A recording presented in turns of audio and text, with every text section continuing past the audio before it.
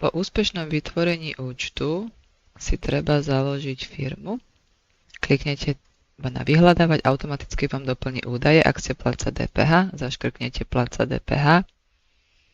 Tu si môžete pridať štát. Je treba sem dať kontaktnú osobu. Treba sem vypísať aj kontaktný mail.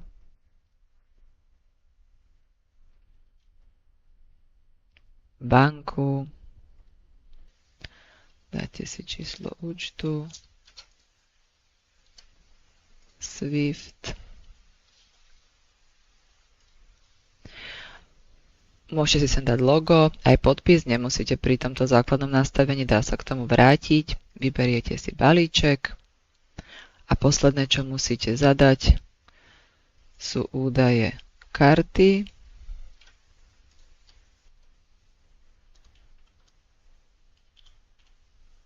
A dáte dokončiť.